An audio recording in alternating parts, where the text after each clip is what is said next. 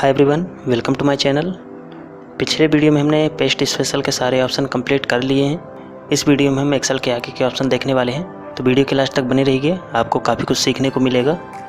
तो चलिए स्टार्ट करते हैं आज की क्लास। तो यहाँ पे मैंने एक सिंपल सा डेटा रेडी कर लिया है। इसमें मैंने किसी भी टाइप की कोई फॉर्मेटिंग नहीं की। इसकी सारी फॉर्मेटिंग हम फॉन्ट ग्रुप के जितने भी फॉर्मेट टूल्स होते हैं, फॉर्मेटिंग टूल्स होते हैं, यहाँ से करेंगे। पिछला वीडियो अगर आपने नहीं देखा तो ऊपर आई बटन पे आपको वीडियो का लिंक मिल जाएगा, तो आप वहाँ पे जा करके उसको देख सकते हैं। अगला ग्रुप है फॉन्ट, जिसमें पहला ऑप्शन है फॉन्ट फैमिली। इसको फॉन्ट फैमिली या फॉन्ट फेस भी कहते हैं। तो यहाँ से आप अपने डेटा का फॉन्ट चेंज कर सकते हैं। जैसे यहाँ पर मैंने हेडिंग टाइप कर रखी है, इसका मुझे फॉन्ट चेंज करना है, तो मैं क्या करूँगा, इस हेडिंग को सिलेक्ट करूँगा, फॉन्ट फैमिली में जाऊँगा और यहाँ से जो फ़ॉन्ट मुझे ठीक लगेगा उस फ़ॉन्ट को मैं यहाँ से अप्लाई कर दूँगा। इसी प्रकार से आप हेडिंग को कर सकते हैं। हेडिंग को आपको पूरा ऐसे सेलेक्ट कर लेना है, लेफ़्ट बटन दबा करके माउस की ऐसे हेडिंग को सेलेक्ट कर लेंगे। फ़ॉन्ट फैमिली में जा करके जो फ़ॉन्ट आपको ठीक लगे उस फ़ॉन्ट को यहाँ से सेलेक्ट कर लीजिए। ये फ़ॉन्ट इसका चेंज हो गया है। आप चाहें तो इनका भी फ़ॉन्ट चेंज कर सकते हैं। अगला ऑप्शन है फ़ॉन्ट साइज़। यहाँ से आप फ़ॉन्ट की साइज़ बढ़ा सकते हैं। जो हमने यहाँ पर टाइप किया है इसकी साइज़ हमें बढ़ानी है, तो हम यहाँ पर जा करके जितना साइज हमें लेना उतना यहाँ से हम सिलेक्ट कर लेंगे।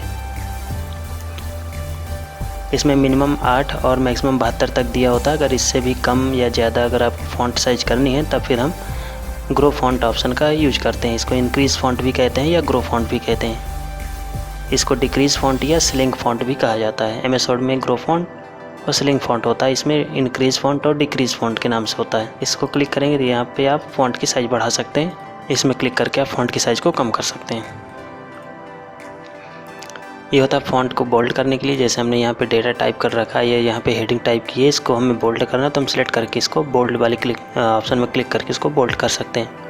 ये इटैलिक करने के लिए होता है। इटैलिक में थोड़ा सा फ़ॉन्ट आपका कर्सिव हो जाता है, तिरछा हो जाता है। ये अंडरलाइन है और टाइटल सेलेक्ट करके इसमें अंडरलाइन देना चाहता हूँ तो मैं अंडरलाइन में क्लिक करूँगा। यहाँ पर आप देख सकते हैं अंडरलाइन लग चुकी है।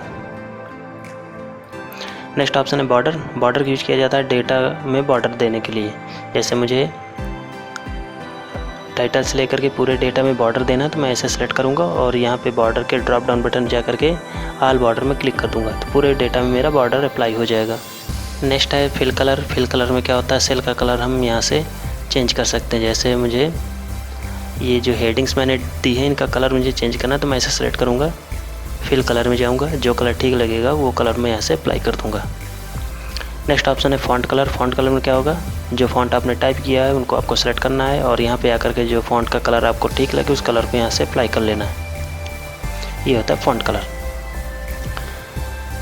तो इन ऑप्शन का यूज करके हमने इतनी सारी फॉर्मेटिंग कर ली। अभी फॉर्मेटिंग बाकी है, तो इसके लिए हम अलाइनमेंट ऑप्शन में आते हैं। अब यहाँ पर आप देख सकते हैं कुछ अलाइनमेंट्स दिए हुए हैं।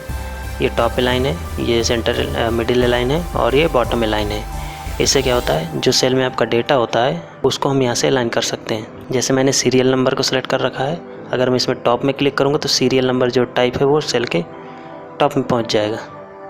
मिडिल में करेंगे बीच में आ जाएगा और बॉटम में करेंगे नीचे आ जाएगा। तो यहाँ से हम इसको कर लेते हैं मिडिल। तो क्या करेंगे, पूरे को सिलेक्ट करके हम एक बार में कर लेते हैं। ऐसे सेलेक्ट करेंगे पूरा, इसको हम कर देंगे मिडिल और नीचे लेफ़्ट तो बाय डिफ़ॉल्ट रहता है, हम इसको कर लेंगे सेंटर। तो यहाँ पे आप देख सकते हैं हमारा जो हेडिंग्स है वो मिडिल सेंटर में आ चुकी है।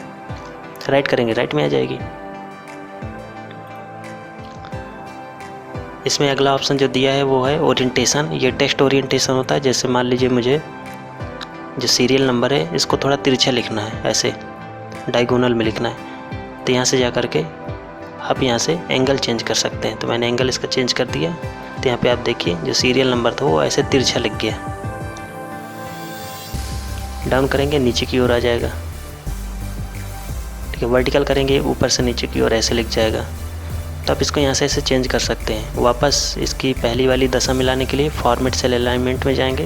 ये फॉर्मेट सेल अलाइनमेंट में आएंगे और यहाँ पे ये जो इसकी डिग्री यहाँ पे दी हुई है हम इसको 0 डिग्री पे सेट करेंगे और इसको ओके कर देंगे। तो यहाँ पे जो पहला था पहले से था उसी टाइप से यहाँ पे आ जाएगा। अगला ये है आपका इंडेंट इंक्रीज़ करने का और डिक्रीज़ करने का। इसमें क्या होता है, जैसे हमने सेल में कोई डेटा टाइप किया है उसको हमें लेफ़्ट से राइट की ओर थोड़ा सा आगे खिसकाना है या राइट से लेफ़्ट की ओर खिसकाना है या लेफ़्ट से राइट की ओर खिसकाना है। तो हम उस डेटा को सेलेक्ट करेंगे और इस वाले बटन पर क्लिक करेंगे। यहाँ पे एरो भी बनी हुई है, ये आगे की ओर फॉरवर्ड एरो बनी हुई है और ये बैकवर्ड एरो बनी हुई है। तो ऐसे आप क्लिक करके डेटा को आप खिसका सकते हैं। नेक्स्ट ऑप्शन है रैप टेस्ट। रैप टेस्ट में क्या होता है, जैसे इसका नाम ही है रैप टेस्ट, ये यहाँ पे इंस्ट्रक्शन भी दे रहा है कि जो आपका डेटा है वो कॉलम में रैप कर देता है। तो यहाँ पे आप देख सकते हैं मैंने एक कॉलम नंबर ए पे टाइटल टाइप किया हुआ है जो कि PCDE और F तक ओवरराइट कर रहा है कॉलम्स को। तो अगर मैं चाहता हूँ कि इस टाइप से ना आगे जाए, ये एक ही कॉलम में टाइप हो, ऐसे आगे ना जाए, तो मैं क्या करूँगा, जो हेडिंग मुझे जहाँ पे टाइप करनी है उसको सेलेक्ट करूँगा और उस सेल को मैं यहाँ से रैप टेस्ट में कर दूँगा। तो क्या होगा, जो भी हम टाइप करेंगे वो एक ही कॉलम में टाइप होगा, वो आगे नहीं जाएगा। तो इस प्रकार से आप एक ही कॉलम में डेटा टाइप करने के लिए उस सेल को, जिस सेल में आप टाइप कर रहे हैं उस सेल को रैप टेस्ट कर लीजिए। अब आप इसको बढ़ा करके डेटा को अपना एडजस्ट कर सकते हैं, या फिर जो आगे ऑप्शन है मर्ज एंड सेंटर ऑप्शन, उसकी हेल्प से आप अपने सेल्स को मर्ज कर सकते हैं। तो मैं इसको पहले यहाँ से ऑफ कर देता हूँ। नेक्स्ट ऑप्शन है merge and centre. Merge and centre में क्या होता है, जैसे मान लीजिए मुझे यहाँ से लेकर के यहाँ तक की सेल को खाली करना है, इन सभी सेल की जगह मुझे एक सेल चाहिए, ये इतनी सारी सेल्स नहीं चाहिए। तो मैं क्या करूँगा, यहाँ से लेकर के और यहाँ तक L तक, A से लेकर के L कॉलम तक मैंने सेल को सिलेक्ट किया है और मर्ज एंड सेंटर ऑप्शन में क्लिक कर दिया। तो क्या होगा, सारी सेल मर्ज हो गई, एक सेल में कन्वर्ट हो गई और जो इसके अंदर डेटा था वो सेंटर पे आ गया है। तो ये होता है merge and center. Wrap text भी आप लोग समझ ही गए हैं। जैसे मैं यहाँ पे कुछ टाइप करूँगा, या आगे ले लेते हैं, यहाँ पे ले लेते हैं, इसमें जैसे कुछ टाइप करेंगे तो क्या हो रहा है, देखिए जो हमारा डेटा है वो आगे वाले कॉलम्स को ओवरराइट कर रहा है। अगर हम चाहते हैं ऐसा ना हो तब हम क्या करेंगे, जिसमें हमें टाइप करना हो उसको पहले हम रैप टेस्ट में कन्वर्ट कर लेंगे। अब हम इसमें कुछ भी टाइप करेंगे तो वो आगे नहीं जाएगा, वो एक ही कॉलम में टाइप हो जाएगा। तो इस प्रकार से आप एक कॉलम में डेटा टाइप करने के लिए रैप टेस्ट ऑप्शन का यूज कर सकते हैं। तो ये थे कुछ इंपॉर्टेंट ऑप्शन जिनका यूज करके हमने आज देखा। तो इस वीडियो में इतना ही, मिलते हैं नेक्स्ट वीडियो में, तब तक के लिए गुड बाय।